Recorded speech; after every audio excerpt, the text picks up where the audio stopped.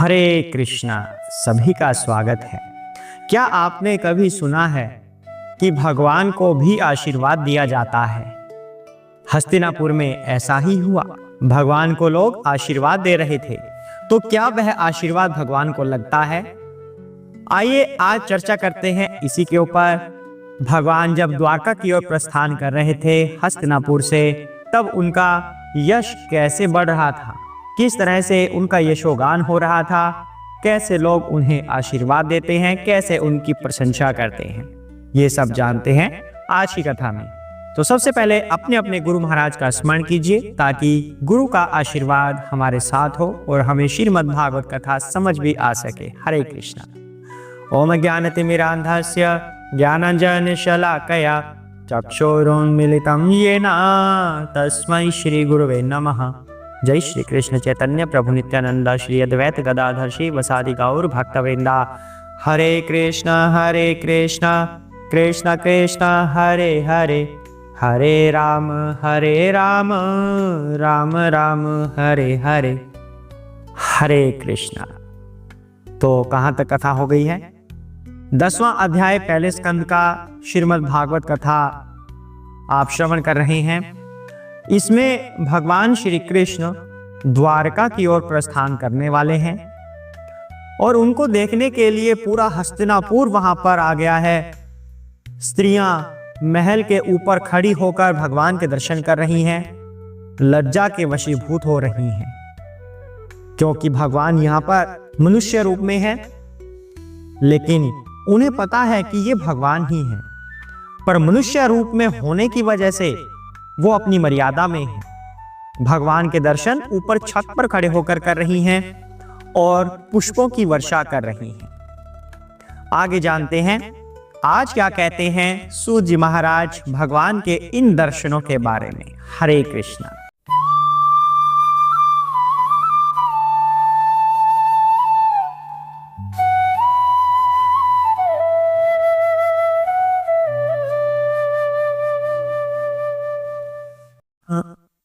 सीत आत पात्रां जाग्राह मुक्ता दामा विभूषिताम रत्नदण्डां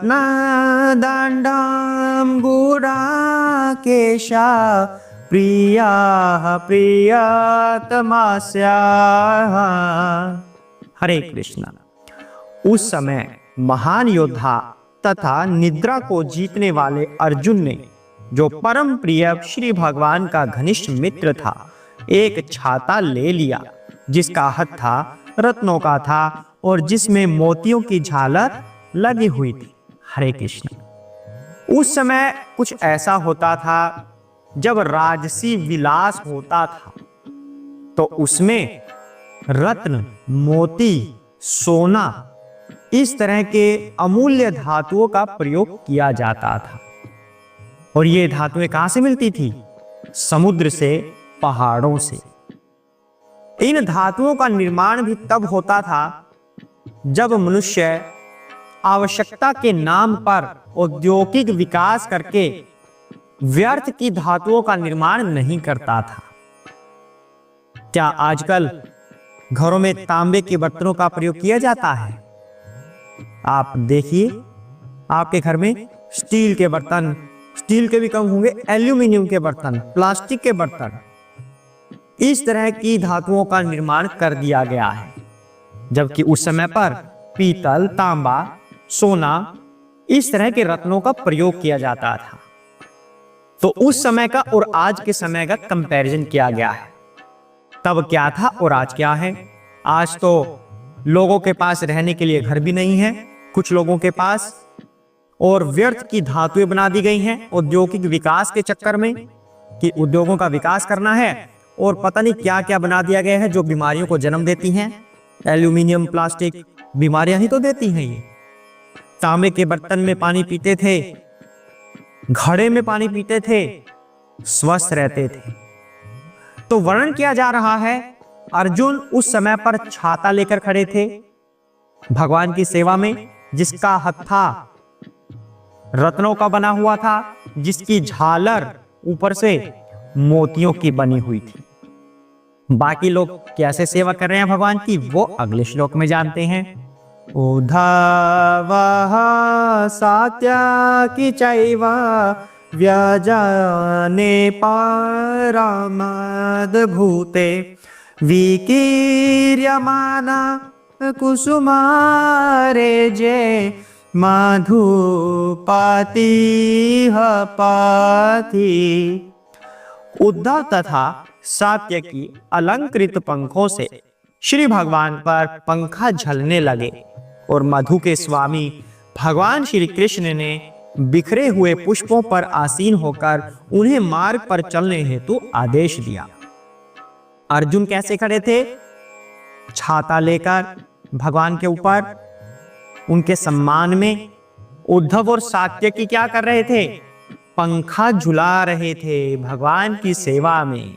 इस तरह का वहां पर कुछ माहौल था और भगवान के चरणों में पुष्प बिखरे हुए थे, मानो भगवान उन पुष्पों को आदेश दे रहे हैं कि आगे आगे चलो। इस तरह से इतने पुष्प भगवान के चरणों में बिखरा दिए गए थे ताकि भगवान के जहां पर भी कदम पड़े वहीं पर पुष्प हो, भगवान पुष्पों पर ही अपने चरण कमल रखें। इस तरह का वहां पर कुछ माहौल हो रहा था जब भगवान प्रस्थान कर रहे थे द्वारका की तरफ। रथ पर आरूढ़ हो चुके थे भगवान, रथ की ही बात है ये। तो रथ पर पुष्प भी थे, नीचे भी पुष्प बिखराए हुए थे, इतने पुष्प वहां पर थे। आगे क्या कहते हैं? अश्रूयन्त आशीष सत्या तत्र तत्र द्विजीरिताः न अनुरूप अनुरूपा च निर्गुणास्य गुणात्मनः। हरे कृष्ण। जहां तहां यह सुनाई पड़ रहा था कि भगवान श्री कृष्ण को दिए गए आशीर्वाद न तो उनके उपयुक्त हैं न अनुपयुक्त, क्योंकि वे सब उन परम पुरुष के लिए थे जो इस समय मनुष्य की भूमिका निभा रहे थे। हरे कृष्ण। तो जब भगवान इस तरह से रथ पर आरूढ़ थे तो वहां पर जो बड़े लोग थे, उम्र में बड़े, वो भगवान को आशीर्वाद दे रहे थे जैसे बड़े बुजुर्ग देते हैं। तो इस हिसाब से प्रश्न उठता है कि क्या वो आशीर्वाद भगवान को लग रहा है? आप बताइए, कमेंट बॉक्स सुना पड़ा है, आप बताइए क्या वो आशीर्वाद भगवान को लग रहा था, लग भी रहा था और नहीं भी, दोनों बातें। अब यदि भौतिक दृष्टि से देखें, भगवान वहां पर मनुष्य रूप में थे, तो उसकी मर्यादा का ध्यान रखते हुए उनके जो बड़े थे वो आशीर्वाद देते हैं तो भगवान को वो लग रहा है। लेकिन यदि वो परम पुरुष के हिसाब से देखा जाए तो क्या भगवान आशीर्वाद के मोहताज हैं? क्या भगवान को किसी आशीर्वाद की आवश्यकता है? तो फिर आशीर्वाद की आवश्यकता नहीं भी है। तो इस हिसाब से वो आशीर्वाद भगवान को लग भी रहा है और नहीं भी लग रहा। भौतिक जो वस्तुएं होती हैं उनका कुछ ना कुछ विरोधाभास भी होता है। अनुलोम विलोम आपने सुना होगा हिंदी में कि इसके बराबर क्या है और इसके ऑपोजिट क्या है। जैसे सफेद, उसका उल्टा क्या हुआ? काला। लेकिन जो आध्यात्मिक जगत होता है उसमें सफेद और काले में कोई अंतर नहीं होता। श्वेत या फिर श्याम एक ही बात होती है। तो जब भगवान अपने दिव्य स्तर पर होते हैं तो ब्राह्मणों द्वारा जो आशीर्वाद के रूप में ध्वनियां गूंज रही थी उसको भगवान स्वीकार कर रहे थे, क्योंकि भगवान दिव्य है। मनुष्य के रूप में तो उनका इतना यशोगान कर सकते हैं कि वो भी फीका पड़ जाए, लेकिन जब भगवान दिव्य स्तर पर आ जाते हैं तो सबकी उन ध्वनियों को स्वीकार करते हैं। एक उदाहरण इस बात को स्पष्ट कर देगा। भगवान अपने बचपन में चोर कहलाते हैं, अपने पड़ोसियों के घर में माखन चोरी करके खाते हैं। तो अब यहां पर दो बातें हैं। लोग उन्हें माखन चोर के रूप में पूजते हैं, माखन चोर भी कहते हैं, अर्थात चोर भी कह रहे हैं और उनकी पूजा भी कर रहे हैं। लेकिन यदि कोई आम व्यक्ति ऐसी चोरी करे, किसी भी तरह की चोरी करे, तो क्या उसका यशोगान होगा? नहीं होगा, उल्टा लोग उसको मारेंगे। लेकिन भगवान के केस में ऐसा नहीं है, क्योंकि भगवान दिव्य है, उनके सभी कार्यकलाप दिव्य हैं। भगवान चोरी भी अगर कर रहे हैं तो भक्तों को आनंदित करने के लिए, तभी तो भगवान को पूजा जाता है, तभी तो माखन चोर के नाम से वो प्रसिद्ध हैं और सभी के प्रिय हैं। तो भगवान के लिए हम कुछ भी करें वो सब कुछ स्वीकार्य है। आशीर्वाद दें अगर भगवान को तो भगवान स्वीकार करते हैं, भगवान को दुलार करें तो भगवान स्वीकार करते हैं, प्रेम करें भगवान स्वीकार करते हैं, उन्हें बच्चे के रूप में रखें भगवान स्वीकार करेंगे, उन्हें स्वामी के रूप में हम पूजें भगवान वह भी स्वीकार करते हैं।